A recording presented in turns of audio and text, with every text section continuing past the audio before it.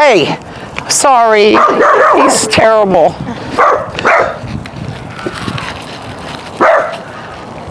Nicole, is that the dog, Daddy? Do you guys need some help? It is. It's you. Oh gosh. Well, what do you? I'm actually walking around looking for some people that need help with the dog's behavior. Well, you found them. You definitely found They them. always bark like that at everybody? Yes. Let me see the leash and let's see what we can do. Let's see him first then. Well, we don't have a single leash, do we? It's okay. Yeah, do you want me to take her off of it for now? Yeah, if you can hold on to her for a little bit. Yeah.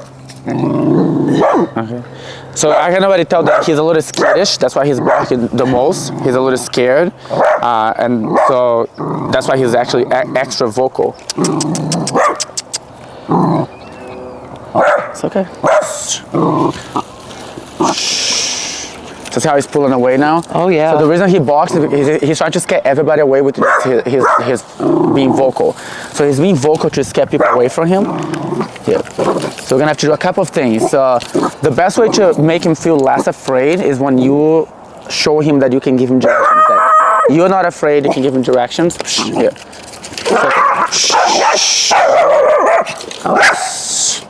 So the first step is just me and him. Yeah. It's just me and him first. It's okay. Right there. So basically he's pulling away from me because he thinks when I touch him it's gonna hurt. So he's like, see, he's doing all that and he's becoming vocal. So first step is I just get him comfortable with me being close to him. It's okay. It's okay. Good boy. It's okay. Gotta get him really completely comfortable with this, because then I'm able to handle him from close up and then I can show you how to follow up with it. Okay. Because you're not gonna give the leash to other people to handle him, but it's a matter of when he gets insecure, you take over the leash and you tell him, hey, I got this. You don't have to worry about it. He has to feel that sense of security from you. It's okay. So is he not feeling secure from me? He's not, and he's kind of like taking it onto his own hands to scare everybody away from him. Okay. That's why he becomes vocal. He's lunging and barking at people, and he's very young. He's only 8 months. Yeah. So this has a high chance of becoming worse as he gets older. Oh, okay. Because Okay. the other ones are not afraid. The other ones may be picking up after him and everything with the barking, but he's actually afraid. That's why he's so vocal. Okay. He's very vocal makes because he sense. can tell the fear. He can see. He's so afraid of me. So Yeah. he's afraid of everybody that's walking around him, and he's telling them, stay away, and he's kind of practicing this. So again, he's only 8 months, and he's already learning that when he lunges and barks, people kind of give him space. Sure. They're not coming down and patting him, you know? Gotcha. So I can tell when I go to pet him, look how afraid he is. Yeah. So there's a couple of things that we need to do. One is like desensitizing him. So like, you're not gonna give him to other people, but I am doing, there's different ways to do this. Me, because I'm the one that's gonna be working with him. I'm just getting my hands on him so he can see it. He doesn't have to worry about it. As far as other people, it's gonna be a matter of you bringing him to those people so that it's okay. So what we wanna do first thing is let's switch to something around the neck. So what I can do is use his own leash. It'll be like this. Hello guys, it's the Dog Daddy. Just a quick little interruption here to remind you guys that at 3.2 million subscribers, I am doing another giveaway for a brand new iPhone 15 plus $1,000 to one of my subscribers. And at 4 million subscribers, I am donating $10,000 to a non-profit animal organization. So now is the time to subscribe. Right there. So it goes around the neck. So when it's around the neck, you can control him better. And this just means you're able to get his attention. So you're able to communicate with him a little bit better. So when I do this here, he responds to that. Sure. Here, we're gonna lock this again. Watch this, come. Yes. So I'm reinforcing it with that leash pressure. Come. Come, yes, good. So what we're gonna do is teach him that when the hand goes like this, it's not gonna hurt. It's okay, good boy. Okay. Come. Yes. Once again. So you can tell he's very like an avoidance behavior, like he doesn't know what to expect from it, because it's basically his first time with a stranger just approaching him, patting him. So now he's starting to stand up. That's what we want. Okay, come. Yes, good. So there's no need to lay down on the ground and shut down. I'm just patting him. Good boy. Now we have to teach him to follow the lead. Come. Yes, come. Good boy. Come.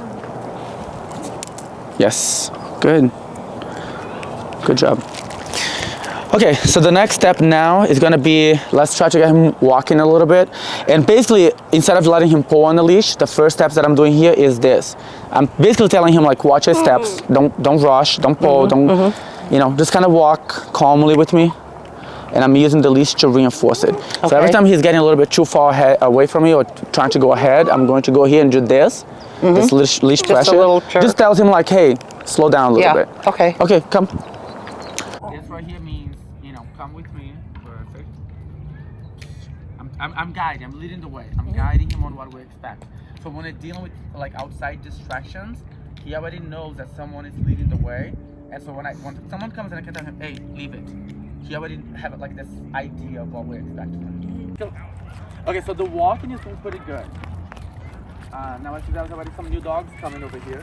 We're gonna go ahead and manage him. I call this managing the dog. So the way that we're going to manage him is we're giving him clear communication before he has a chance to focus too much on those other dogs or people or whatever distractions that trigger him. Okay. So there's something that triggers him that makes him vocal. It's usually new things that he's uncomfortable with. Right. So in his case, both dogs and people. So whenever we see new people or dogs walking towards us, instead of us just walking blah, blah, blah, blah, blah, we're going to start communicating with the dog. Okay. So basically we're telling him, there's a dog coming, I see it, you see it, we know you have a problem with them, but I'm telling you right now, I got this under control. Okay. So basically the way that we translate that to him is this. A little bit of leash pressure. Okay. And then leading the way. It's not, a lot of people confuse this with you're just yanking the dog and correcting him. But it's really just getting their attention. The most important thing is that we lead with a follow-up. So the follow-up is that we're not gonna just stand here and yank on his neck. Sure. Look, there's a dog there, we're telling him do something different. Come this way. Yes. And we lead the way. So if a dog is barking at him, we're gonna go away from that dog and tell him leave it and walk away. Okay. So we're teaching him what to do. We are using the leash pressure to reinforce it. And we're leading the way. We're literally showing him the way. You're trying to deal with the problem before it Exactly. gets to Yeah, because understanding his psychology is that he's defensive. He's afraid. He's a little bit unsure. So when he sees those dogs or people, he already trained himself to be reactive, to scare everybody away from him. Right. That means he's already doing his natural thing, which is if I become loud and aggressive, no one's gonna come close to me. Right. So if we don't do anything to show him that he doesn't have to do that, he's gonna instinctively start to do that. Okay, sure. If we and he's see a gotten dog, away with it all this time. Yeah. So if we see the dog and we start to tell him, hey, come this way, and we're reinforcing it, then he has no choice but to listen to us. But at the same time, in the long run, he's learning. See, he doesn't have to worry about the situation because we're now gradually teaching him that when there's a dog or a person coming, we take control of the situation. And we no longer leave it up to him. We literally, there's a person or a dog coming, no, leave it, come on, like that. So in the beginning, he's gonna be a little bit unsure because it's something new. He's like, why is this person coming towards me? But that's part of life. That's what we encounter every single day. We want him to get adjusted to the fact that that's a normal part of life and that he does not have to get afraid. Okay. Perfect. And then you get a dog that's not only under control, but actually more comfortable. I understand how, our dog is not going to go from being super reactive to then being excited to see people. Right. It's a little bit of a... And he's showing some improvement, right? Exactly. Otherwise he'd be barking. Exactly. So we want to, it's not going to be 100% right away. So I'm going to ignore the fact that he's a little unsure because it's very normal right now. As we do more exposure, he's going to get more comfortable. Okay. But again, as long as he's not reactive, so that's the first problem. It doesn't mean that the root of the problem is not solved yet, which is the fear, but we're slowly addressing it by giving him more experience. Okay.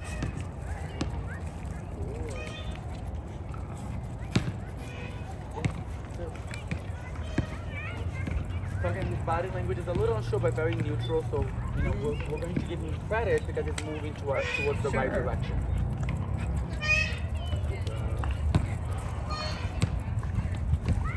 They all feed off of each other. So if they get one of them got a little bit too excited or a little bit unsure, they all going to feel the same way, and he's gonna feel like the need to become vocal to scare everybody away from him. Right. If that's like agitation.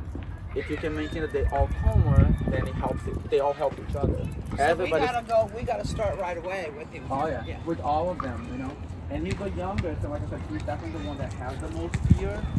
So yeah, we're helping this little guy a little bit with his... This guy? Yeah, he's a little vocal. Like, see, they were both barking. He was the loudest, but I'm showing them how to manage the behavior. Well, you did it. He's Of walking course, too. he's a dog daddy. Yeah, he did it. He did it. Oh, look Does at he him. usually let people pet him or no?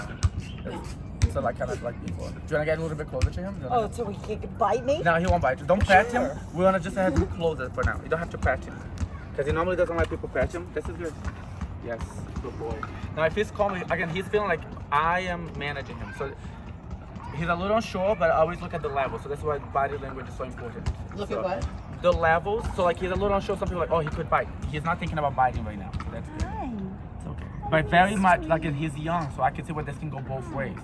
It's pretty easy to address it now because he's very open to learning, but he's also like kind of figuring himself out, and then he's kind of like learning the bad habits. It's kind of escalating right now, you know? Yeah, it's gotten worse. Yeah, because it's right at that phase in a way it would get a lot worse from like right around now to like 2 years old is where it would only get worse.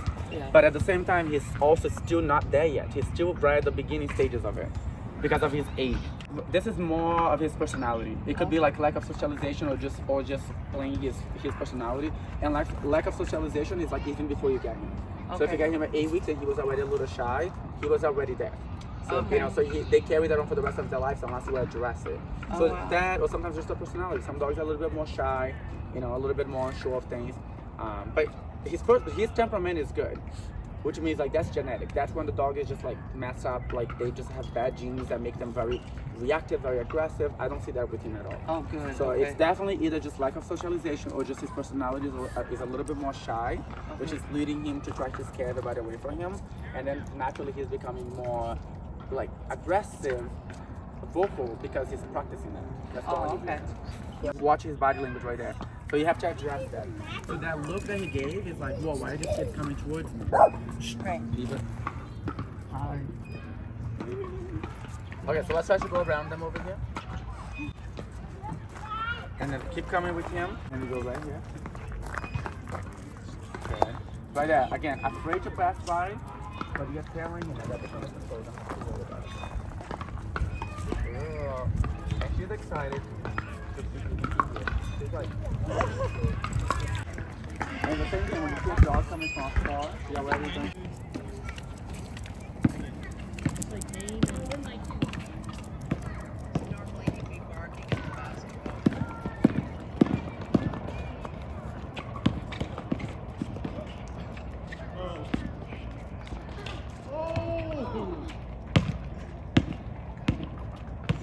Normally he'd be barking at the basketball and the kids playing basketball, but he just went right by him. Awesome. Good job, guys. You're